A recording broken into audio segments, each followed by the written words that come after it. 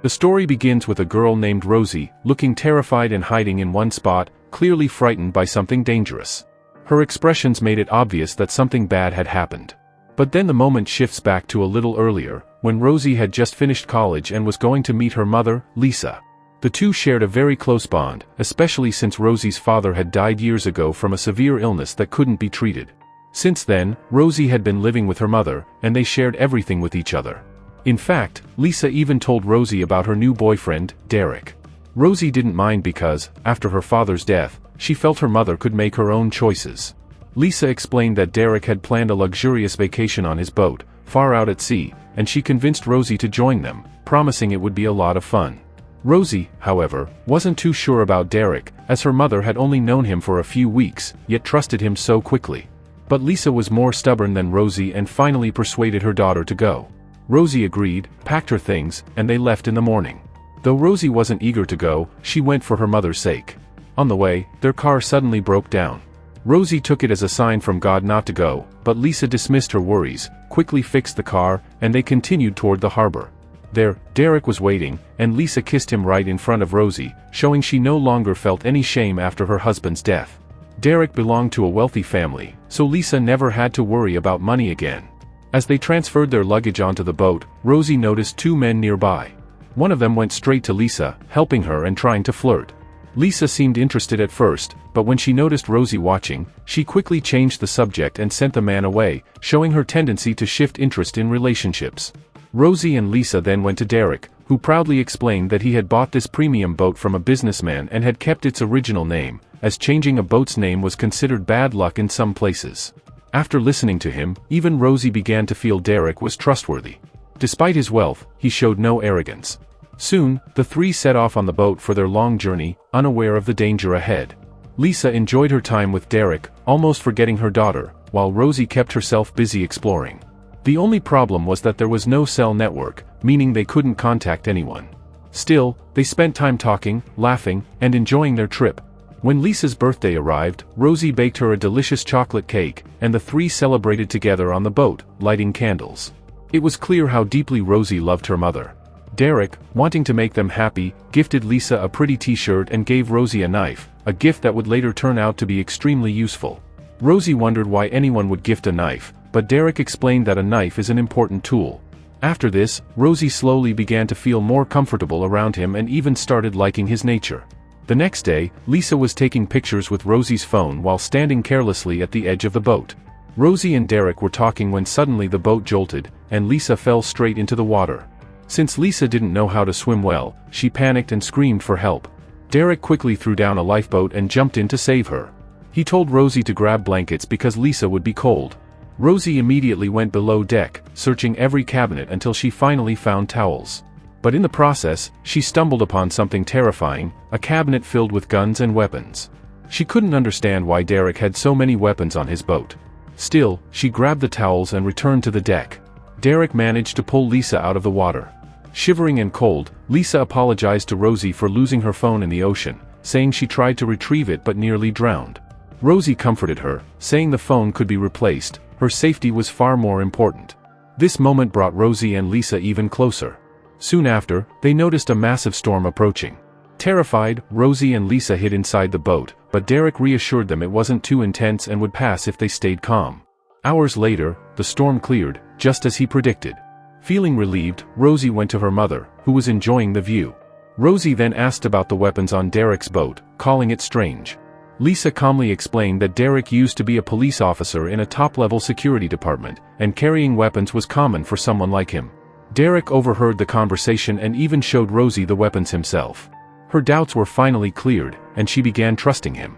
In fact, Rosie even started learning how to use the weapons, with Derek patiently teaching her how to shoot.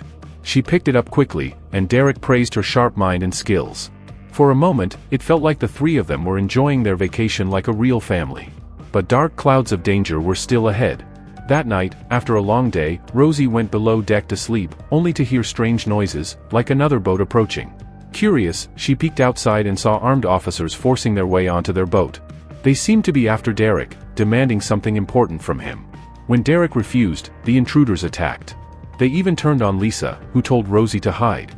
Terrified, Rosie grabbed a gun and crouched in a corner, her heart racing. She had never faced anything like this before. Things escalated quickly when the strangers shot Lisa right in front of Rosie. Horrified, Rosie hid deeper inside the boat, trembling. Derek was also shot in the shoulder and fell into the water. The armed men continued searching the boat, checking every corner. Luckily, the attackers never found Rosie. They had come looking for something and, once they got it, they set the boat on fire before leaving.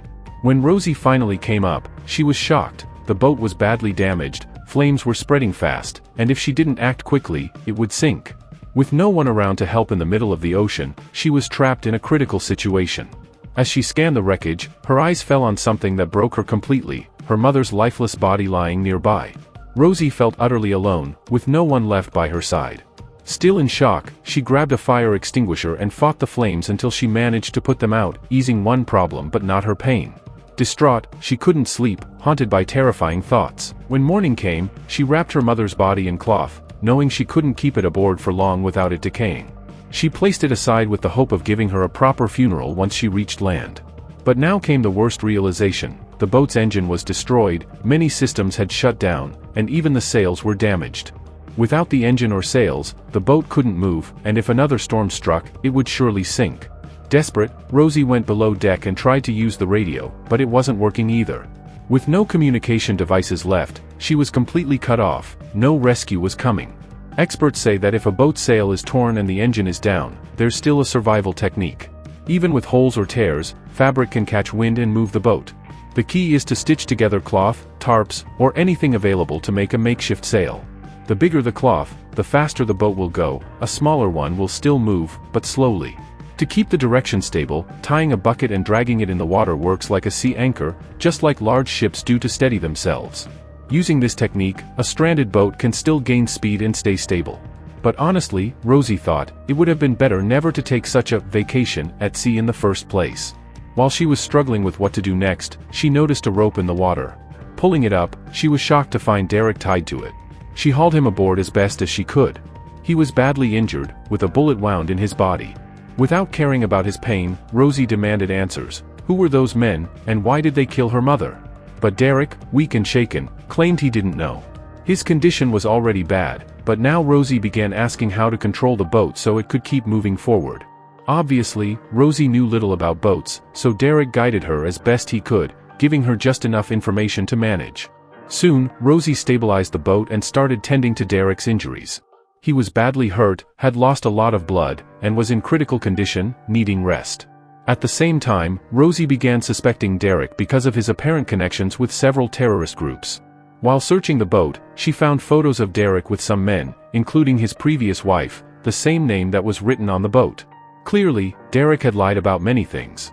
What shocked Rosie even more was realizing that the same men from the photos were the ones who attacked their boat last night. This made it clear Derek couldn't be trusted. Taking no chances, Rosie quickly tied his hands and feet so he wouldn't try anything against her. For her, it was an extremely critical moment. Her mother was gone, leaving her completely alone, and now she was stuck in the middle of the sea with a possible criminal. A little later, while Rosie was still searching the boat, she realized Derek had slipped away from where she left him. When she went below, she found him there. Pulling out a knife, she demanded to know who he really was and how he knew those people. Derek showed no fear. He simply told her she didn't need to know any of that. What shocked her most was how little Derek seemed to care that his girlfriend, Lisa, was dead. All he wanted was to escape, no matter what. With a broken hand, he couldn't work properly, so he forced Rosie to help in the engine room. Despite their efforts, the engine wouldn't start. Rosie couldn't refuse, because only Derek knew how to steer the boat. With no choice, they relied on the wind to push the boat forward. Meanwhile, Rosie's mother's dead body still lay on the boat. In her grief, Rosie often sat near her mother and kept a locket she had taken from her body, something her mother had treasured long ago. But when Derek saw the locket, he claimed he had given it to Rosie's mother, though that wasn't true. It was becoming clear Derek was hiding many secrets. As time passed, they drifted onward, but when Derek realized the map he was following led them nowhere, his frustration exploded. Lost in the middle of the ocean, he started smashing things in anger. Terrified, Rosie grabbed a gun and hid in a corner for protection, unsure whether Derek might harm her or worse. Her trust in him was fading fast. Later, when Rosie cautiously climbed up with the gun, Derek was sitting there, looking weaker than before. Their supplies were gone, and they hadn't eaten or drunk anything in days. The only relief was that the boat kept drifting. After a long stretch, Rosie finally spotted an island ahead. She decided to steer the boat toward it, despite having no real experience. To her relief, the boat began heading toward the island. Seeing this, Derek was overjoyed, at least happy that they would finally get off the water. But as they drew closer, it was clear they couldn't bring the boat all the way to shore. They had a small raft, and both of them jumped onto it, but now the only way to move forward was by rowing. Derek's hand was broken, so obviously Rosie had to do the work. As she tried paddling, part of one oar slipped into the water. With only one left, it became a serious problem. Rosie tried diving in to retrieve the fallen piece, but she had no idea how to swim properly and began sinking. Even though she wore a life suit, she didn't know how to use it. Derek tried guiding her, but she kept going under until, in the end, he had to jump in and save her himself. Pulling her back to shore, he performed CPR with one hand and breathed into her mouth until she finally came back to life. For a man who had done so many terrible things, Derek had just saved Rosie's life. Dragging their lifeboat ashore, they rested under the trees. Derek soon found a clean water source between the rocks, and they quenched their thirst. The two wandered through the forest in search of food, but there were no fruits, no animals, nothing at all. The island felt abandoned. Uneasy, Rosie suggested they should return to the boat, but Derek warned that it was too dangerous at night. They would have to stay. Rosie, exhausted and starving, fell asleep inside the raft, but Derek stayed awake, gathering wood and lighting a fire.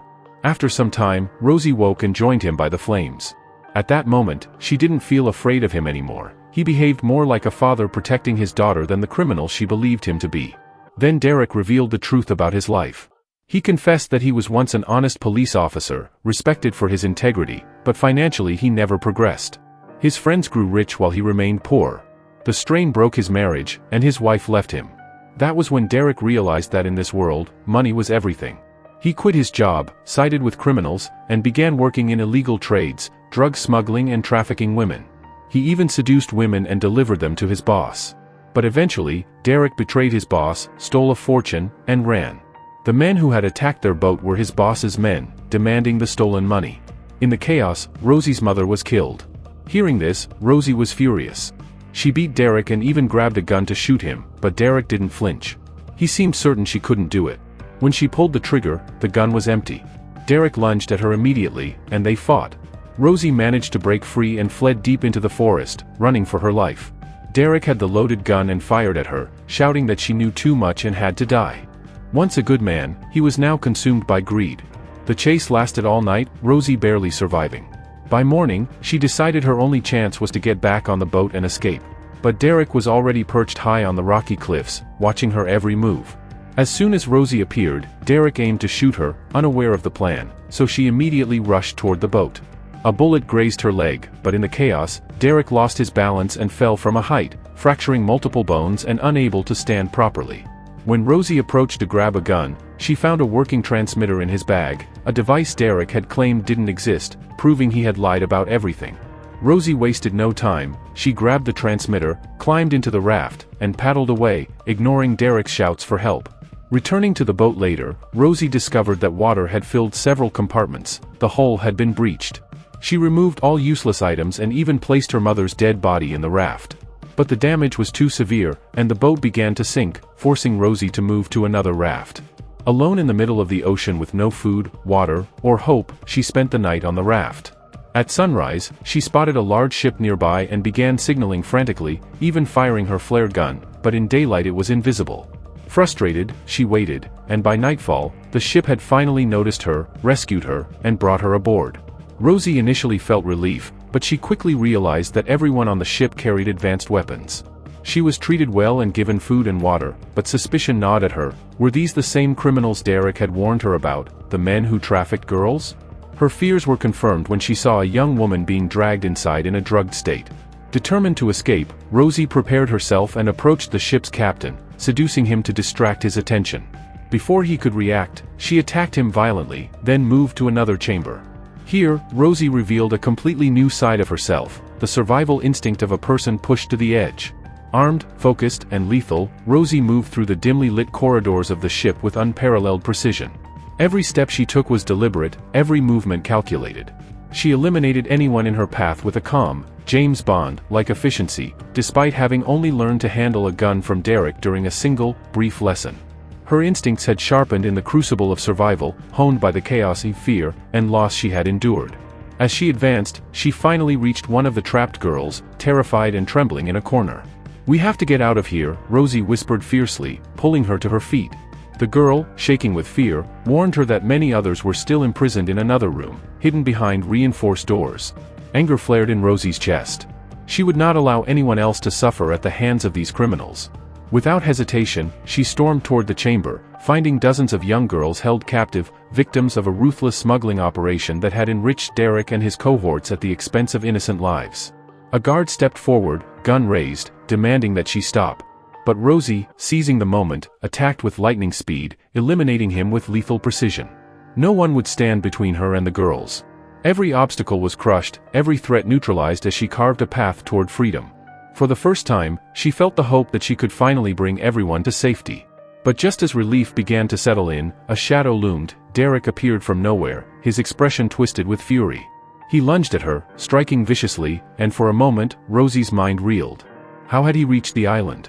He should have been trapped.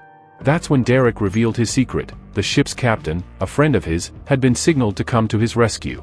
Rosie's anger boiled over. She reminded him that she had already severely injured the captain. Enraged by her defiance, Derek shoved her down a flight of stairs. She hit the ground hard, pain radiating through her body, but by the time Derek advanced, she had vanished, disappearing like a shadow. Patiently, Rosie waited for Derek to move into a precise, vulnerable spot. The cylinder she had rigged hissed and discharged under pressure, knocking him off balance. In that critical, tense moment, she struck, using the very knife Derek had once gifted her.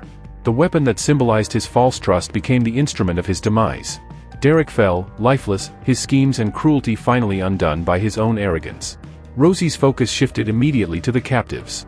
She guided all the girls out of the ship, leading them to safety with urgency and determination. Soon, they spotted a harbor in the distance, the very destination the ship had been heading toward.